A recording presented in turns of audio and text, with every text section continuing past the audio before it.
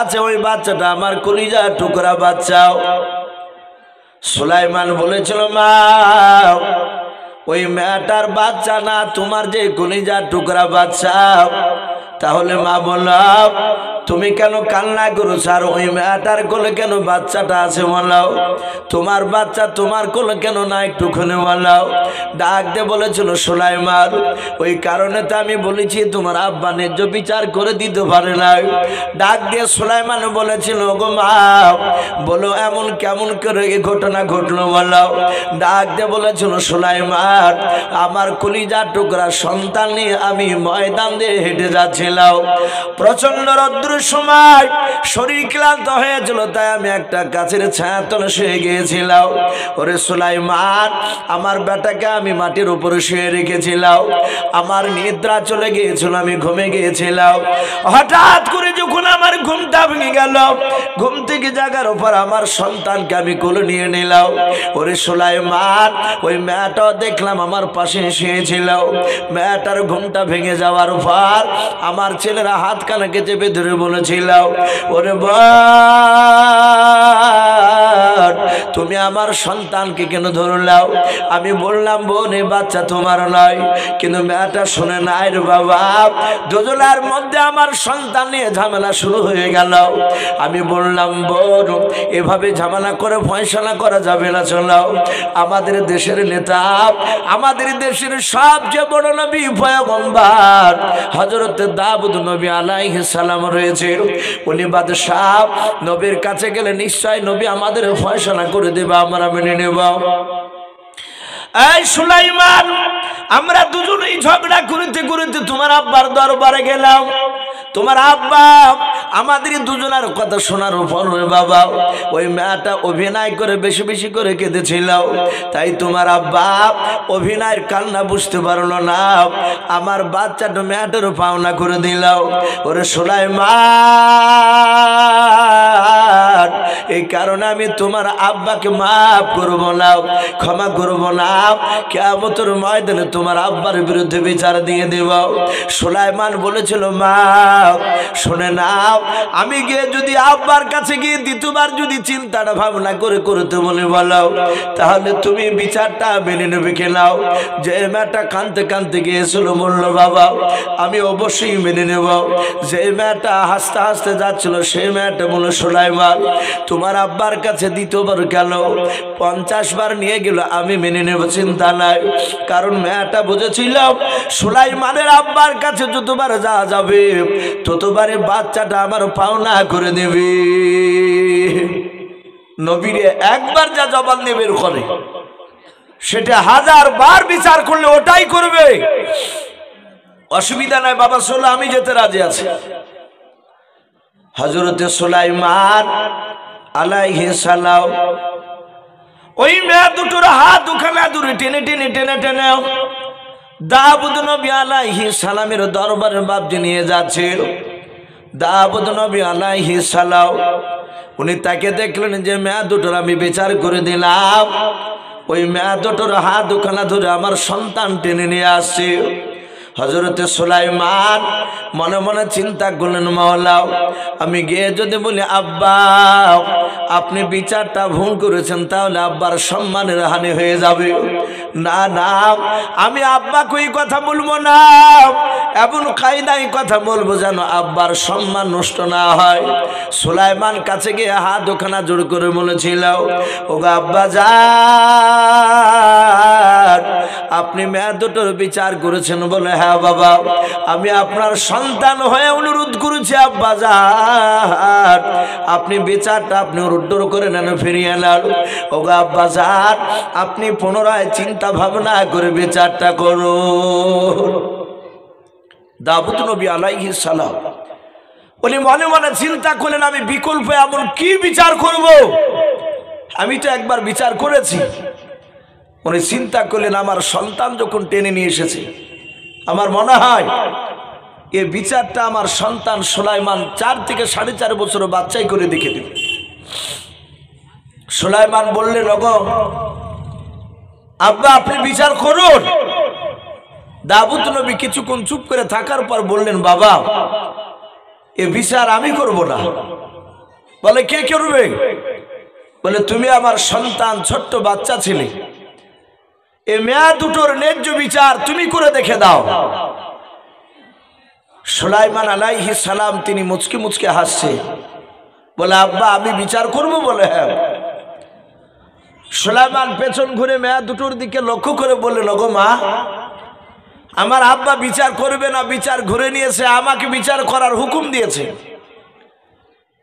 আপনারা কি দুজন মানবেন? ওরা দুজনায় চিৎকার করে বলল, সুলাইমান আমরা মানতে রাজি আছি।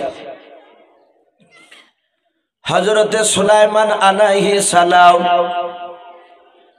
মেয়েটার কাছে, যে মেয়েটার কাছে বাচ্চা ছিল, তার থেকে হাত দুখানা বাড়িয়ে বলেছিল, মা তোমার বাচ্চাটা আমাকে দিয়ে দাও।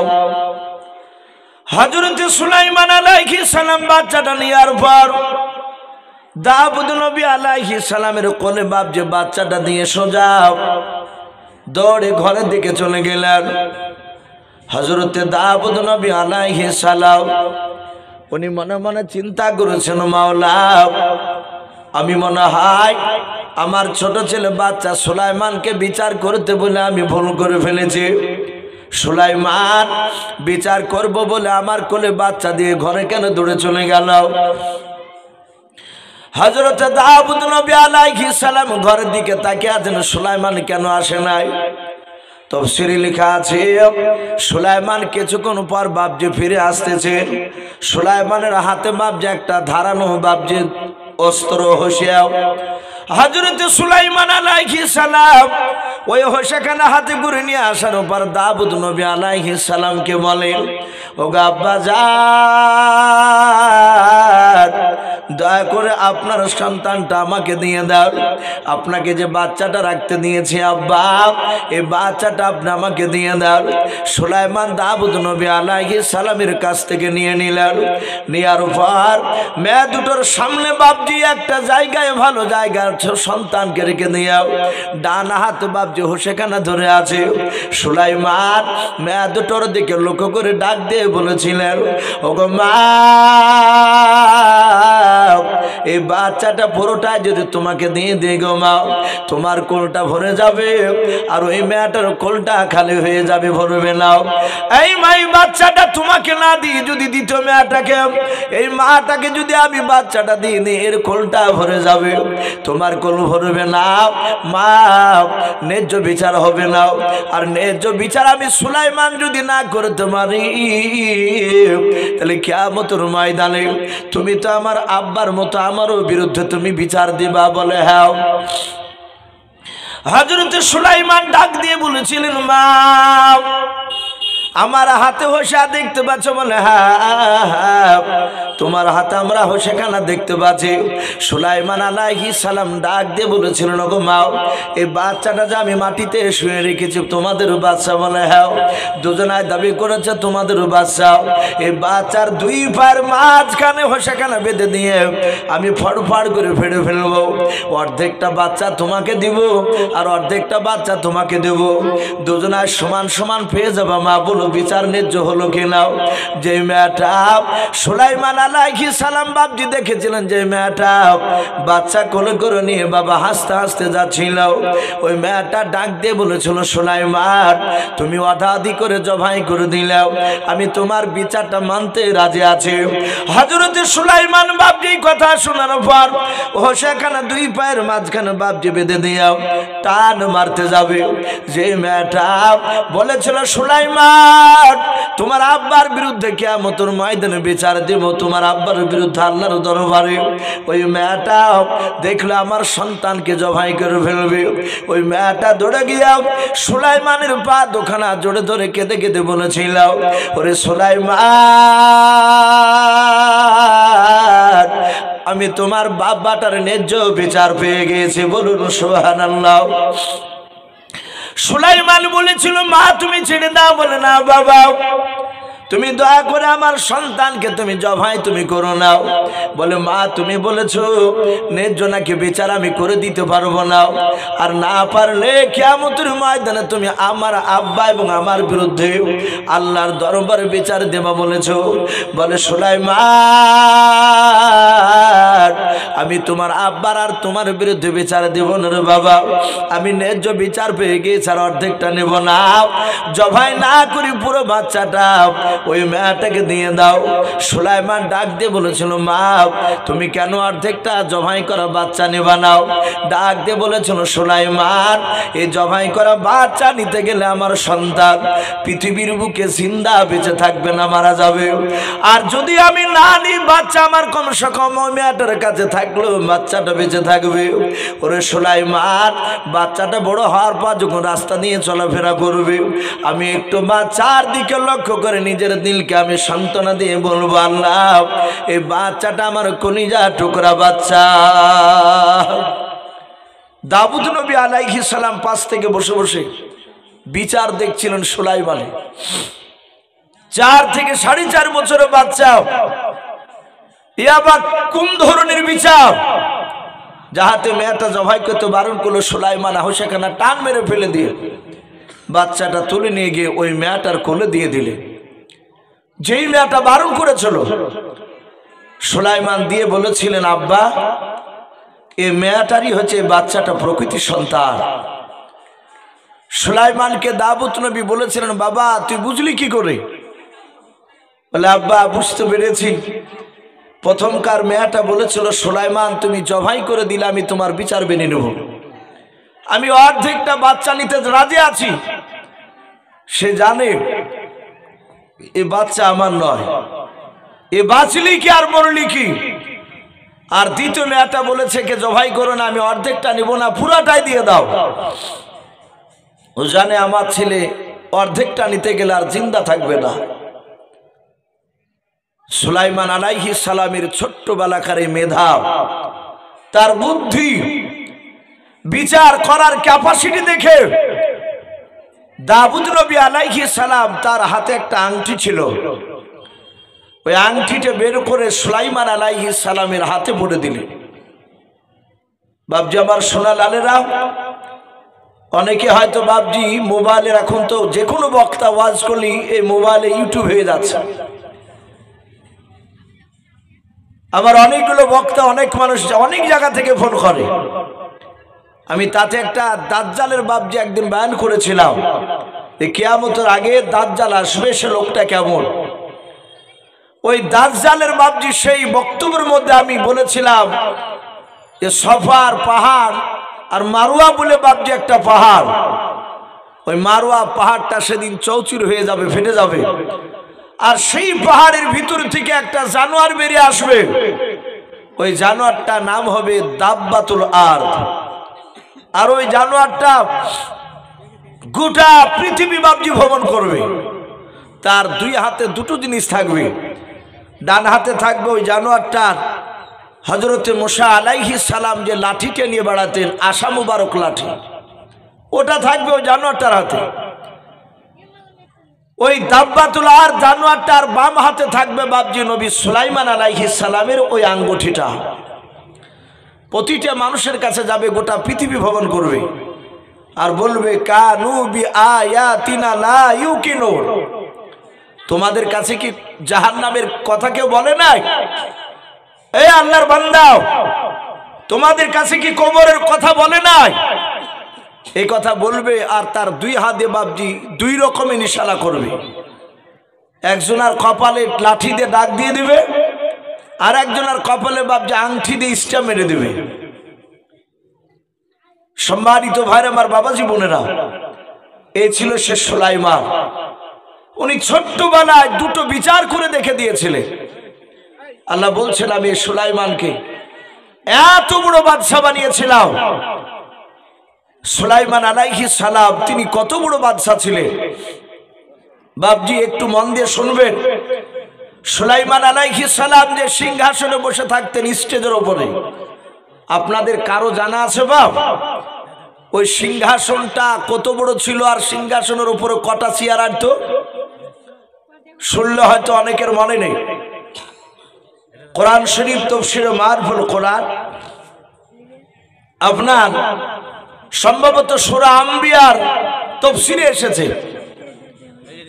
আর হায়াতুল হাইওয়ান বলে একটি কিতাব আল্লামা কামালউদ্দিন দামির রহমাতুল্লাহ আলাইহি তিনি বলেছে, সুলাইমান যে সিংহাসনে বসে থাকতে ওই সিংহাসনের উপরে এক নয় দুই নয়, কিতাবে লিখেছে বাপজি 6 লক্ষ চেয়ার আর্থক। বলুন আলহামদুলিল্লাহ, 6 লক্ষ চেয়ার। আমি জালসার কমিটি ভাইয়ের মধ্যে থেকে যারা স্টেজের উপরে থাকার দায়িত্বে তো আছে, মাওলানা জামাল ভাইকে বলবো, ভাই একটা মানুষ নিয়ে এসে বসান, অনেকে টাকা দিয়ে যাচ্ছে, টাকাগুলো হয়তো যে দিবেন তার কাছ থেকে নিয়ে লেখার মতো টাকা হলে একটু লিখে রাখতে হবে, না হলে আবার সকালবেলা বলবে সবারই নাম করলো আমার নাম করলো না। এরকম নাই অনেক মানুষ বলবে আমি টাকা দিলাম কই আমার নামটা তো করলো না, এতে মনটা ছোট হয়ে যায়। এই জন্য জামাল ভাইকে বলবো, ভাই আপনি এসে একটু কাউকে দিয়ে একটু বসে রাখেন, সে টাকা সাইড থেকে আসবে ইনশাল্লাহ দিবে মানুষ, আপনি লিখে রাখুন, শেষের বেলায় দেওয়া হবে। তো ভাই আমি বলছিলাম তাহলে সিংহাসনটা ওপরে কখান চেয়ার আর তো বললাম 6 লক্ষ চেয়ার। এটা গল্প বলছি না ভাই, এটা সুলাইমান আলাইহিস সালামের ঘটনা। সুলাইমান আলাইহিস সালাম তিনি কত বড় বাদশা ছিলেন, 6 লক্ষ চেয়ার। আমার মনে হয় আপনাদের এই গ্রামে বাবজি ধরবে না। তো নবী সুলাইমান সিংহাসনের মাঝখানে বসে থাকতেন, ওনার ডান দিকে বাবজি 3 লাখ চেয়ারে থাকতো আপনার আমার মতো ইমানদার মানুষ, 3 লাখ সৈন্য 24 ঘন্টা বসে থাকতো।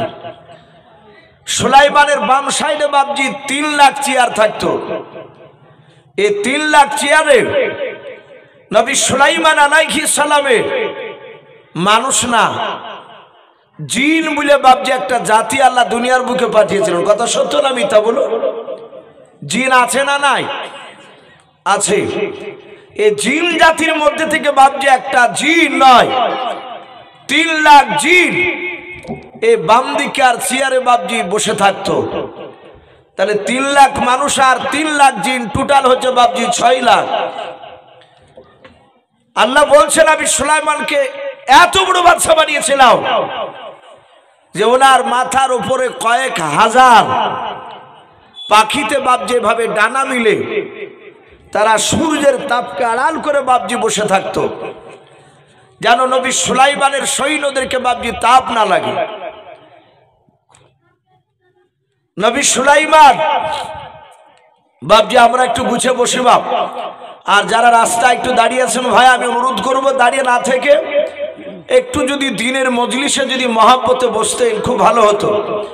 আর যেহেতু প্রতিটা বাপজি ভাই মা বোনেরা জানেন এটা এটা মাদ্রাসার উন্নতি গল্পে জালসা। আমি আব্দুল সালাম সাহেবের আমি নাম বহু জনার মুখে শুনেছিলাম, আমার পূর্বেকার বক্তা ওনার প্রশংসা করছিলেন। আমি মানুষকে বসে রেখে বাপজি তার সামনে প্রশংসা করা ঠিক নয়, তবু আমি ইশারাতান বলতে চাইছি আমি বড় বড় অভিজ্ঞ ব্যক্তি আলেমদের মুখ থেকে শুনেছি।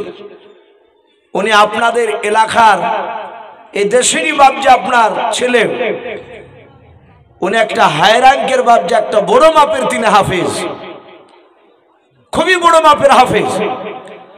তো সেই মাদ্রাসা আপনাদের এলাকার মধ্যে সবচেয়ে পুরানো মাদ্রাসা। ইনশাআল্লাহ এই মাদ্রাসা আশা করি আগামী দিন এর চেয়ে উন্নতির দিকে যাবে ইনশাআল্লাহ। আমি অনুরোধ করব যে সব বাপজি ভাইরা এসেছে আপনারা চলে না গিয়ে একটু জমে বসুন, মা বোনেরা আপনাদের জায়গায় বসুন জমে জমে। আর বাপজি ভাইরা রাস্তায় দাঁড়িয়ে না থেকে আপনারা এসে একটু ভিতরে বসে যান। আর যারা টাকা দেওয়ার নিয়াত করে এসেছে যে মাদ্রাসায় আমরা টাকা দিব ইনশাআল্লাহ, তাদেরকে বলবো আপনারা আসুন, দুজন একজন করে আসুন। আর এই সাইডে হাফেজ সাহেবের হাতে দেন, খাতা লিখে রাখবেন, শেষের বেলাতে ইনশাআল্লাহ আপনাদের কাছে কিছু চাই আবার দোয়া করা হবে। তো ভাই আমি বলছিলাম নবী সুলাইমান আলাইহিস সালাম তিনি এত বড় বিশাল সিংহাসনে বসে থাকতেন। আল্লাহ বলছেন আমি সুলাইমানকে এমনই আমি তাকে ক্ষমতা দিয়েছিলাম, আমার বাতাস আমি সুলাইমানের তাবে করে দিয়েছিলাম। বলুন সুবহানাল্লাহ। আর যেমন আমরা 4 চাকায় 2 চাকায় প্লেনে বিভিন্ন যানবাহনে বাপজি আমরা যাতায়াত করি, অনেক মানুষ আমরা করি। নবী সুলাইমান উনি বাতাসের সাহায্যে হুকুমে এই সিংহাসন নিয়ে বাপজি আকাশ পথে উড়ে যাতায়াত করতেন। বলুন সুবহানাল্লাহ। 6 লক্ষ সৈন্য চেয়ার নিয়ে সিংহাসন নিয়ে বাপজি আসমানে উড়ে যাতায়াত করতেন। কত বড় বাদশাহ! তা নবী সুলাইমান আলাইহিস সালাম উনি একদিন ভ্রমণ করতে যাবেন, ঘুরতে যাবে। আল্লাহ কোরআনে বলেছে, ওয়া হুশিরা আলি সুলাইমানা জুনুদুহু মিনাল জিন্নি ওয়াল ইনসি ওয়াত তায়রি ফাহুম ইউসাউন। সুলাইমান আলাইহিস সালাম জিন আর মানুষ আর পাখিদেরকে লক্ষ্য করে ডাক দিয়ে বলেছিলেন, এই জিন আর মানুষের পাখিরা, এই তোরা কি আমার সাথে ঘুরতে যাবি? সুলাইমান আলাইহিস সালামের কথা শুনে বাবা জিন আর মানুষ আর পাখিরা তাদের আপন আপন ভাষায় নবী সুলাইমানকে ডাক দিয়ে বলেছিল, ওগো নবী সুলাইমান, আপনি যেই দিকে নিয়ে যাবেন আকাশ পথে আমরা সেই দিকে যেতে রাজি আছি। আল্লাহর নবী সুলাইমান আলাইহিস সালাম উনি দেখলেন আমার সাথে যেতে রাজি আছে। সুলাইমান আলাইহিস সালাম সঙ্গে সঙ্গে বাপজি আপনার বাতাসকে ইশারা করে বলেছিলেন, বাতাস আমার সিংহাসন কেন আকাশ পথে উড়ে নিয়ে চলো। হযরত সুলাইমান আলাইহিস সালাম যাহাতে ইশারা করলেন বাবা, আর 6 লক্ষ সৈন্য সিংহাসন নিয়ে বাবা আকাশ পথে বাপজি পাড়ি দিতে শুরু করে দিল, উড়তে লাগলো। আল্লাহর নবী সুলাইমান অনেকটা দূর বাপজি সিংহাসনে উড়ে যাওয়ার সময় কিতাবে পাওয়া যায় সুলাইমান জি বাপজি মাঠটাতে নামবেন, যে জায়গায় বাপজি আপনার নামবেন, সুলাইমান ওই দূর থেকে আকাশ পথ থেকে বাপজি ময়দানের দিকে তাকালেন। সুলাইমান বলেন, আমি দেখলাম ওই ময়দানে একটা পিঁপড়া নাই, দুটো পিঁপড়া নাই, হাজার হাজার লক্ষ লক্ষ পিঁপড়া দেখলাম ওই ময়দানে তারা ঘোরাফেরা করেছিল। ভাই ভাই আমি আপনাদেরকে অনুরোধ করবো, ভাই এটা জালসা, আর কমিটি ভাইদেরকে বলবো, ভাই আপনারা একটু লক্ষ্য রাখুন, ওনাদের ঝামেলাটা একটু মিটিয়ে দেওয়ার ব্যবস্থা করুন। ভাই আপনারা ওখানে ভিড় না জমে একটু সাইডে আপনারা একটু বসে যান। আর যারা ভাই এই জালসার সামনে কেউ গন্ডগোল করবেন না, দরকার হলে সাইডে চলে যান। আর মেয়ে ছেলেদের এত জট লাগে না, তোমরা পর্দার ভিতরে চলে যাও। এখানে কেন মেয়েদের এত পর্দা? এই কেবল দাঁড়িয়ে থাকা গল্প করো, যাও চলে যাও সামনে থেকে। যাক ভাই, এটা মাদ্রাসা, আমরা যারা একটু হয়তো ভুল বুঝুক আর সঠিকই বুঝুক, একটু তাদেরকে থামিয়ে দিয়ে আমরা মুসলমান মানুষ মাত্র ভুল হয়, এই জন্য বাপজি একটু বুঝিয়ে আপনারা আপন আপন জায়গায় এসে বসে যান, কারণ আপনাদের ঝামেলা দেখে আরো 5টা লোক উঠে চলে যাবে। আর কমিটি ভাই আপনারা যারা আছে তারা আপনারা একটু বুঝিয়ে বলুন, তারা যেন এইভাবে এক জায়গায় একত্রিতভাবে ধরে না থাকে, দাঁড়িয়ে না থাকে, তাদের হাত পা ধরে আপনারা নিয়ে এসে একটু ভিতরে বসে দেন। তো ভাই এদিকে তাকায়, কথাগুলোর দিকে একটু কান দিই। নবী সুলাইমান আসমান থেকে বাপজি আকাশে যে উড়ছে, উনি তাকালেন যেই ময়দানটাতে বাপজি উনি সিংহাসনে নামবে, ওই জায়গায় তাকালেন। আল্লাহ কোরআনে বলেছেন, হাত্তা ইযা আতা আলা ওয়াদিন নামাল। সুলাইমান বলেন, আমি দেখলাম ওই ময়দানে হাজার হাজার লক্ষ লক্ষ পিঁপড়া চলাফেরা করছিল। সুলাইমান আলাইহিস সালাম বলেন, আমি বাতাসকে ইশারা করলাম, বাতাস আমার সিংহাসন কেন ওই ময়দানে নামে দেবে। হযরত সুলাইমান বলে, আমি দেখলাম বাতাস নিচু দিকে বাপজা আস্তে আস্তে নামতে লাগলো, সিংহাসনকে নিয়ে চলে যাচ্ছে বাতাসে। আমি দেখলাম ওই হাজার হাজার লক্ষ লক্ষ পিঁপড়ার মধ্যে থেকে বাবা একটা পিঁপড়াও আকাশের দিকে তাকিয়ে নবী সুলাইমানের সিংহাসন খানা দেখলেন। যেই পিঁপড়াটা নবী সুলাইমানের দিকে তাকিয়েছিল বাবা, সুলাইমান বলেন, আমি তাকে দেখলাম পিঁপড়া আমার দিকে তাকালো। সুলাইমান আল্লাহ রাব্বুল আলামিন এত বড় বাদশা বানিয়েছিলেন রে বাবা, সুলাইমান 1350 কিলোমিটার ওপর থেকে বাবা মাটির দিকে তাকালে পিঁপড়াকেও দেখতে পেতেন। বলুন সুবহানাল্লাহ। নবী সুলাইমান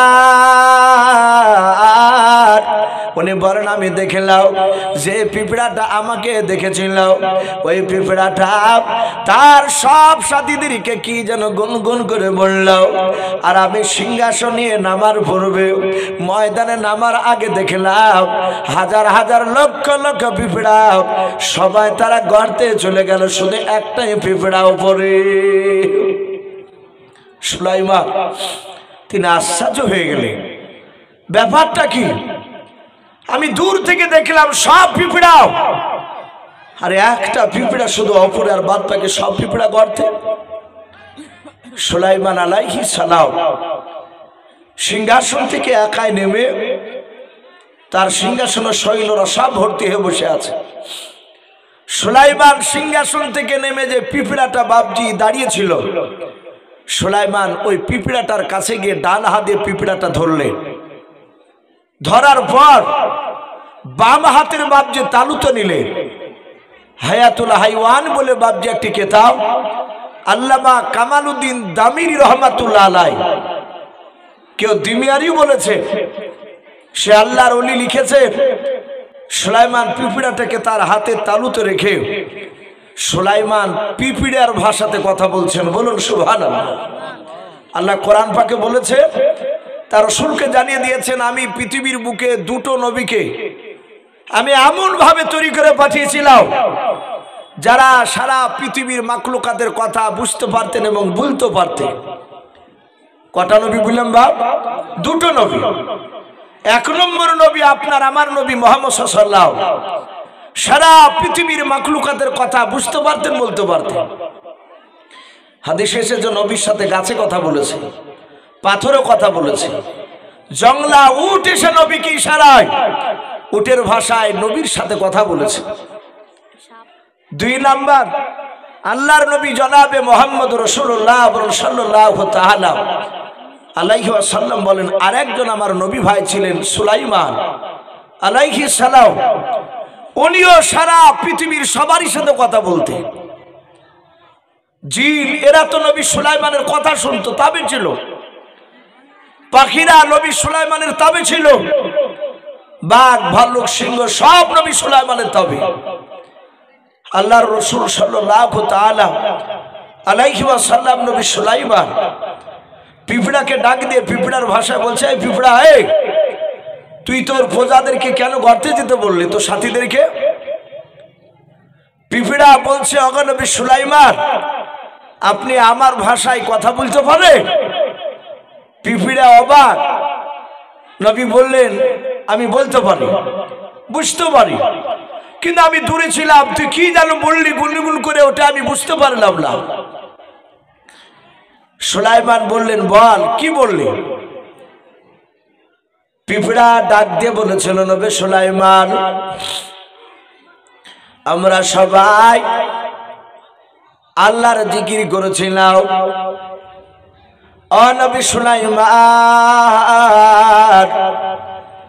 সমস্ত পিঁপড়ার মধ্যে থেকে আমি আসমানের দিকে যখন তাকালাম, আপনার সিংহাসনখানা আমার নজরে পড়ে গেল, আমি দেখতে পেলাম। ও নবী সুলাইমান, আমি লক্ষ্য করে দেখলাম আপনার সিংহাসনে গতি কেন মনে হলো আপনি আমার বুকে এসে নেমে যাবেন। ও নবী সুলাইমান, আমরা সবাই মিলে আল্লাহর জিকির করেছিলাম। আল্লাহর নবী সুলাইমানকে ডাক দিয়ে পিঁপড়া বলেছিল, হুজুর, এত বড় সিংহাসনখানা আপনার মতো পৃথিবীতে আর দ্বিতীয় কোথাও নাই। যখন আপনি নেমে যাবেন আর পিঁপড়ারা আপনার সিংহাসনখানা দেখবে, আপনার সিংহাসনখানা দেখতে গিয়ে হয়তো তারা আল্লাহর জিকির থেকে বঞ্চিত হয়ে যাবে। বলুন সুবহানাল্লাহ। ও নবী সুলাইমান, আমি তাই, ওরা কেউ দেখেনি আপনার সিংহাসন, তারা নিচের দিকে তাকিয়েছিল। আমি আপনার সিংহাসন আমার আগে আমার সাথীদেরকে, আমার প্রজাদেরকে আমি গর্তে যেতে বললাম। নবী বললেন, সবাই তোর কথা মেনে নিল, একটা দুটো পিঁপড়া তো অস্বীকার করলো না। ডাক দিয়ে বলেছিল, হুজুর আপনার সিংহাসনের উপরে হাজার হাজার লক্ষ লক্ষ সৈন্য আছে। বলে হ্যাঁ। এরা সবাই আপনাকে মানে? বলে হ্যাঁ। অনুরূপ ভাবে ময়দানে যত পিঁপড়া আছে, লক্ষ লক্ষ যে পিঁপড়া দেখেছিলেন, এরাও সবাই আমার নেতৃত্ব মেনে চলে। বলুন সুবহানাল্লাহ। এখন বাপজি প্রশ্ন হচ্ছে যে পিঁপড়ার সাথে নবী সুলাইমান কথা বলেছিলেন, ওই পিঁপড়াটা বেটা ছেলে না মেয়ে ছেলে ছিল? জানা আছে আপনাদের কারো? নবী সুলাইমানের সাথে আল্লাহ কোরআন পাকে ওটাও লিখে দিয়েছে। সুলাইমানের সাথে যে পিঁপড়া কথা বলেছিল তালুর ওপরে হাতে, ওই পিঁপড়াটা ছিল বাপজি মেয়ে পিঁপড়ে। তাহলে আপনারা বলতে পারেন যে হুজুর কি করে জানা গেল? কোরআন শরীফের সূরাতুন নামালে এসেছে অকালাত শব্দ ব্যবহার করা হয়েছে, ওখানে মুয়ান্নাস স্ত্রীলিঙ্গ সেখানে ব্যবহার করা হয়েছে কথা। তাই পিঁপড়াটা ছিল বাপজি পিঁপড়ার রানী। বলে আই নবী সুলাইমান, এরা সবাই আমার নেতৃত্ব মেনে চলে। নবী বলেন তাই? বেশ ভালো কথা। বলি নবী সুলাইমান পিঁপড়াটাকে হাতে করে নিয়ে আবার তুলে মাটিতে রেখে দিলেন। যখনই মাটিতে রেখেছে, পিঁপড়ার রানী ডাক দিয়ে বলল, হুজুর আপনি যখন আমাকে নামিয়ে দিলেন, একটু দয়া করে আরেকবার হাতে তুলুন। বলে কেন? বলে আপনার সাথে কিছু কথা আছে আমার। বলে কথা হলো তো? বলে আরো কিছু কথা আছে। সুলাইমান আবার পিঁপড়াটাকে হাতে করে নিয়ে বাম হাতে নিলেন। পিঁপড়ার ভাষায় ডাক দিয়ে বলছে, ওগো নবী সুলাইমান, আপনি যখন আমাদের দেশে চলে এসেছেন এলাকায়, আপনি হচ্ছেন আমাদের দেশের মেহমান। বলুন আলহামদুলিল্লাহ। একটা পিঁপড়াতে বলছি নবী সুলাইমানকে যে আপনি আমাদের মেহমান। সুলাইমান মুচকে মুচকে হাসছেন আর বলছেন, বাহ, তুমি তো কথা বেশ ভালো জানো, আমি তোমার মেহমান তো কি হলো? ডাক দিয়ে বলছে, হুজুর আপনি যখন মেহমান আমার দেশে, তাহলে আপনাকে আমি মেহমানদারি করাবো, আপনাকে দাওয়াত দিব, আপনি কি দাওয়াত গ্রহণ করবে? একটু কথা বলুন বাপ, সুলাইমানকে দাওয়াত দিচ্ছে কারা? ওই একটা পিঁপড়াতে, পিঁপড়ার রানী। নবী দেখলেন দাওয়াত গ্রহণ করা এটা তো সুন্নাত। নবী দেখ সুলাইমান ডাক দিয়ে বললেন, আমি রাজি আছি, আমি রাজি আছি। সুলাইমান বললেন, এই পিঁপড়া, আমি শুধু একাই নয়, আমি তোর দেশে একাই আসিনি। ওই দেখ সিংহাসনের উপরে লক্ষ লক্ষ 6 লক্ষ জিন আর মানুষ সৈন্য আছে। আমার মাথার উপরে ওই দেখ সিংহাসনকে ঘেরাও করে নিয়ে হাজার হাজার পাখিরা রয়েছে। ওরা তো সবাই আমাকে নবী বলে মানে, আমি যা বলি তাই শুনে ওরা। ওদেরকে রেখে আমি একাই খেতে পারবো না, আমাকে দাওয়াত দিলে ওদেরকে দাওয়াত দেওয়া লাগবে। পিঁপড়ার রানী বলছেন, হুজুর ভয় দেখাবেন না, কিছু মনে করবেন না, আপনার সকল সৈন্যর এবং আপনার শুদ্ধ দাওয়াত থাকলো। জোরে বলুন আলহামদুলিল্লাহ। সুলাইমান তিনি চিন্তা করছেন, এই বিলকিস রানী নয়, এই পিঁপড়া কি খাওয়াবে আমাকে এমন, দেখে দিলি। সুলাইমান বলেন, আমি রাজি আছি, তোমার দাওয়াত গ্রহণ করলাম। পিঁপড়া গর্তের ভিতর চলে গেল। গর্তের ভিতর থেকে বাপজি কয়েকটা পিঁপড়া সাথে করে নিয়ে টিড্ডি ভাজা করে নিয়ে আসলেন। টিড্ডি, আশা করি জানি না আপনারা টিড্ডি চিনেন কিনা। আমাদের শাইখ আমাদেরকে ক্লাসে হুজুরা বুঝিয়েছিলেন, টিড্ডি বাপজি এক ধরনের বাপজি ফড়িং এর মতো, বঙ্গপাল যাকে বলা হয়, ওই ধানের ভিয়ে বাপজি সবুজ রঙের থাকে মোটা আকারে, ওগুলোকে টিড্ডি বলা হয়।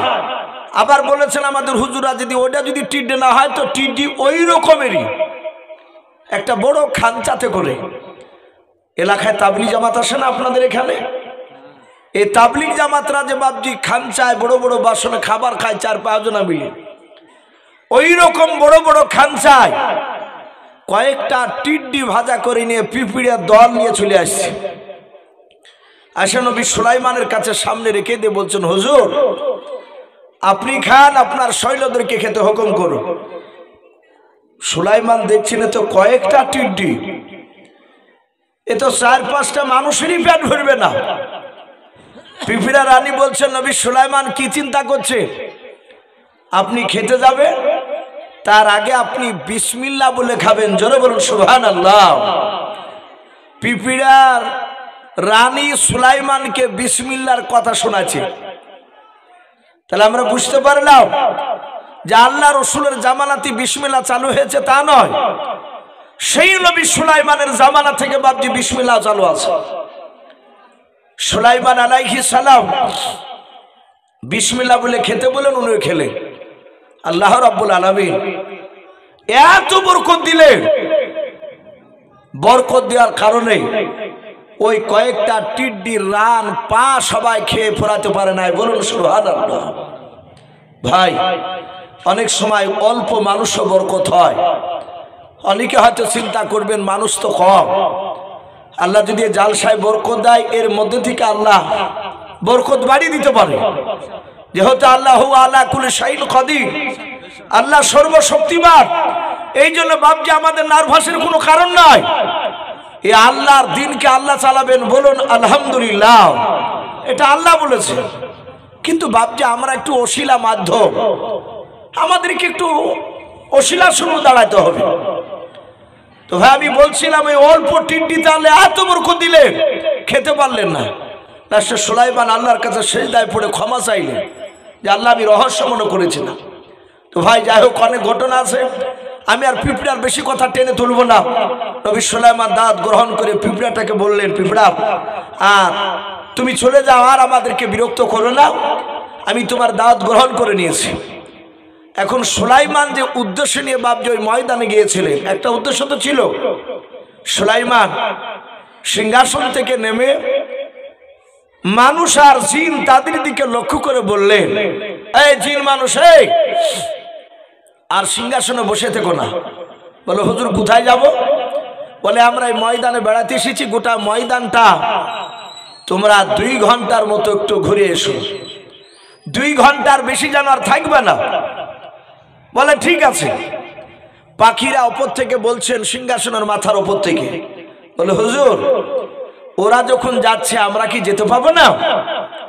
নবী বললেন, পাখি তোরাও যাও, কিন্তু মনে রাখবি 2 ঘন্টার বেশি যেন কেউ না থাকে।